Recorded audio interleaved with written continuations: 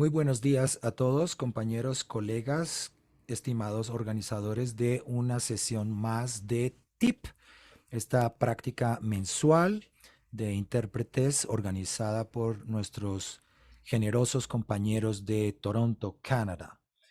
En esta oportunidad, lo que yo tengo que discutir con ustedes o que compartir con ustedes son ciertas reflexiones acerca de los paralelos que pueden existir entre Colombia, mi país de origen en donde vivo, y los Estados Unidos de América, la nación más prominente, potente del mundo, con las capacidades militares, políticas y de otros órdenes más importantes del planeta, los líderes de nuestro mundo, digámoslo así. Eh, los temas que tenemos en común, tenemos muchísimas cosas en común y no solamente con los Estados Unidos, otros países también tienen estos temas en común. Em, pero antes de todo, una reflexión que quiero tomar también del discurso anterior que amablemente nos compartió nuestra colega Europa. La reflexión es de por qué es necesario hablar de igualdad, diversidad e inclusión. Parecieran que los podríamos dar por hecho, como que la igualdad, la diversidad y la inclusión son principios o elementos básicos que deberían estar incluidos ya en las sociedades y en las culturas de todo el mundo. Pues resulta que no, la conversación es necesaria hoy en día. Esta discusión es totalmente necesaria precisamente por la ausencia de igualdad, diversidad e inclusión que ha habido a lo largo de nuestra historia. Es muy curioso porque estamos en 2023. Después de miles de años de historia humana, vemos cómo es difícil encontrar e identificar unos progresos específicos que nos sirvan de evidencia para que podamos decir con toda seguridad y con toda propiedad que sí, hemos avanzado mucho. Pues eso tenemos que examinarlo más en detalle. Pero empezaré por decir que algunos de los paralelos que tenemos los colombianos y los estadounidenses es que en nuestros respectivos países tenemos una población negra, o sea, los que en algunos países denominan como afrodescendientes. En nuestro país muchos se denominan a sí mismos afrocolombianos, otros prefieren denominarse como negros o población negra. Los Estados Unidos, obviamente, ellos bueno, hay discusión sobre el tema, hay una controversia, pero en general se ha llegado al consenso de denominarse como afroestadounidenses o afroamericanos. Y también en Colombia tenemos pueblos indígenas, al igual que en los Estados Unidos. Pero las realidades de los pueblos indígenas de Estados Unidos y de Colombia son muy diferentes. Una interesante diferencia que hay, bueno, es un dato curioso, es el fin de la esclavitud. Como ustedes saben, los esclavos, los negros fueron esclavos en los Estados Unidos por mucho tiempo, cerca de 250 años, y en Colombia un periodo de tiempo similar. Pero hay diferencia en la fecha de la abolición de la esclavitud. La emancipación en Colombia se dio en 1852, mientras que en Estados Unidos esta declaración se dio en 1865, suscitando lo que todos ustedes conocen como la Guerra Civil estadounidense. En ese sentido, hay una diferencia importante. Después de la declaración de la liberación, la emancipación, la abolición de la esclavitud en Colombia, no hubo una guerra civil. Hubo problemas, claro que sí. Hubo personas que se oponían, hubo personas que declaraban su renuencia a aceptar que los seres humanos que habían sido secuestrados en África y traídos a nuestro continente para servir en la esclavitud, pues no se sintieran cómodos, ellos no estaban de acuerdo con eso. Pero los Estados Unidos, la reacción, como ustedes saben, fue mucho más potente. Obviamente se desencadenó una guerra muy importante que duró 4 años, etcétera, y después no hubo igualdad realmente que se les diera a los ciudadanos, bueno, a las personas de color en los Estados Unidos. Ahora voy a rápidamente a saltar en el tiempo y a tratar el tema de una manera un poco más anecdótica. Les voy a comentar esto. Yo estuve en una reunión familiar hace varios meses y algunos de mis parientes allí, tengo parientes de diferentes nacionalidades. Estoy hablando de mis cuñados, tengo un cuñado holandés, por ejemplo, tengo parientes de Estados Unidos que nos visitan, etcétera. Y se daba la conversación, una conversación interesante acerca de la comparación entre el racismo en nuestro país y el racismo en Estados Unidos. No debemos olvidar que la proporción o el porcentaje de ciudadanos de color en mi país y de ciudadanos de color en los Estados Unidos es muy similar. No es exactamente la misma, pero es similar. Y en un momento les diré cuál es el porcentaje exacto. Pero con unos porcentajes aproximados bastante similares de población negra en Colombia y en Estados Unidos, en Colombia nunca hemos tenido un presidente negro, mientras que Estados Unidos tuvo a Barack Obama por 2 periodos. La conclusión que sacaban algunos de mis familiares en estas charlas divertidas era que Colombia es más racista. Colombia es mucho más racista que los Estados Unidos porque nunca hemos tenido un presidente negro. Hubo diferentes argumentos a favor y en contra de esta opinión, pero yo que había estado pensando en el tema un poco durante un tiempo, me arriesgué a proponer la opinión de que existe en el mundo algo, creo, y en el mundo no solamente de esta zona geográfica, en todo el mundo existe algo en los seres humanos que se denomina, que yo denomino, yo no sé si alguien más acuñó el término, pero es algo que se denomina la zona o la línea de tolerancia al maltrato y al abuso y a la violencia, básicamente. ¿Cuál es mi argumento? En Colombia no hemos violado, no se ha infringido, no se ha transgredido de manera tan brutal y tan violenta esa línea mínima de tolerancia del maltrato y el abuso, como sí en los Estados Unidos. ¿Con qué resultado? El resultado es que nosotros en Colombia no hemos necesitado que nuestras poblaciones negras vivan en una condición de segregación. O sea, no hemos creado barrios para que ellos vivan aparte. Hace tan solo unas cuantas décadas no teníamos restaurantes, cinemas, aceras para que solamente transitaran los ciudadanos de color y otras para que los otros ciudadanos transitaran. No prohibíamos que hubiera escuelas o universidades para negros. Tampoco prohibíamos que hubiera acceso a la salud y a los servicios básicos por parte de ciertas comunidades. No excluíamos de esa manera tan violenta a esas comunidades, lo cual no quiere decir que no se encuentren en una condición de, de bajo privilegio o, mejor dicho, en una condición en la que sí tienen menos acceso a unas condiciones dignas de vida.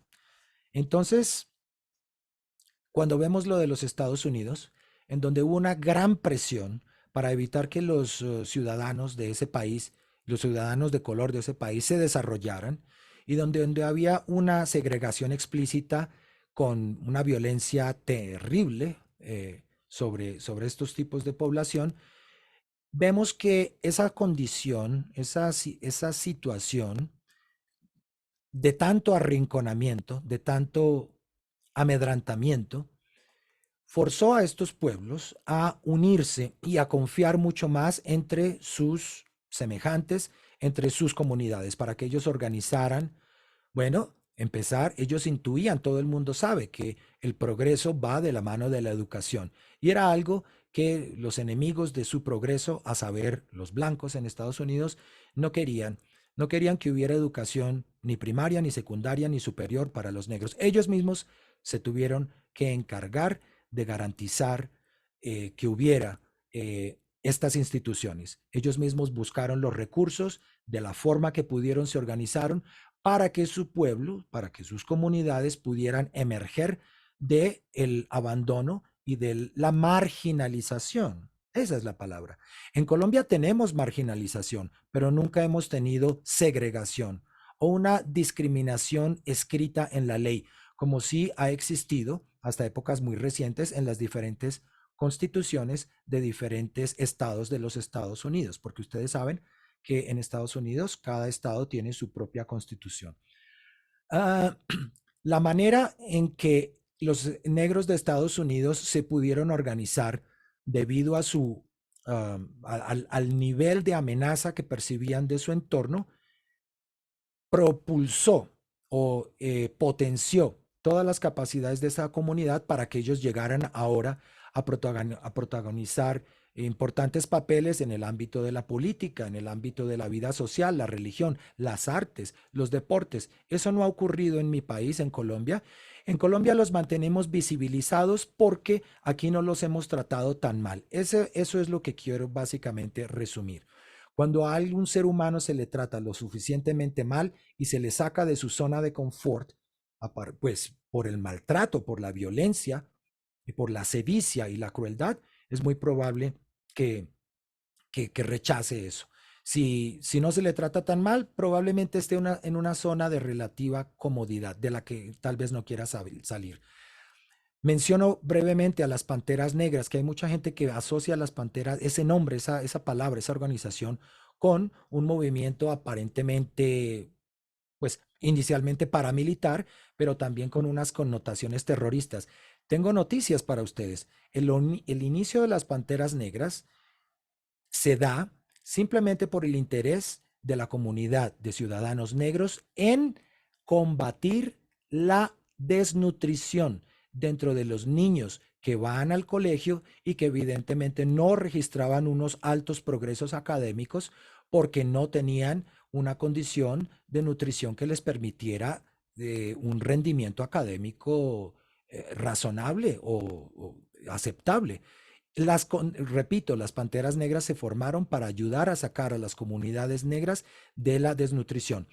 Fred Hampton, un importante líder de las Panteras Negras, simplemente fue asesinado mientras dormía, fue asesinado por el FBI mientras dormía en su apartamento en los Estados Unidos. Simplemente una persona que representaba este tipo de... Ahí se dan cuenta ustedes el tipo de trato, el tipo de inclusión que hay, el tipo de rechazo que hay realmente, ¿no? A la inclusión de ciertos personajes en ciertas partes de la sociedad en los Estados Unidos. Vemos también el caso muy reciente, o sea, esto tal vez lo miraríamos con cierto asombro si hubiera pasado hace 30 o 40 años. Qué mal que, que ocurrió este asunto, la aniquilación, la ejecución pública que hubo de George Floyd hace poco más de 2 años, apenas un tiempo muy corto. Sin embargo, este tema fue el que visibilizó un poco de la brutalidad bajo la que tienen que vivir esos ciudadanos. En mi país eso no ha existido y no ha hecho falta, no es necesario. En otras palabras, mantener a una población en un nivel de marginalización y en un nivel de exclusión que no es necesariamente violento, es mucho más efectivo si queremos excluirlos de la participación en la vida pública y si queremos evitar su desarrollo. Entonces quiero dejar ese punto ahí. Pasando un poco más ahora a las comunidades indígenas, es curioso. Es muy claro que desde el inicio de lo que hoy conocemos como los Estados Unidos, ese proyecto que empezó cuando llegaron los primeros em, ingleses a la parte norte de nuestro continente americano, ah, identificaron que las fuentes de recursos de las que se aprovisionaban para su manutención y su supervivencia los indígenas, pues eh, era, era muy fácil de coartar eh, y de intervenir de manera que se pudiera simplemente, se les pudiera privar de lo que necesitaban para surgir y para mantenerse como sociedades, los indígenas de Estados Unidos.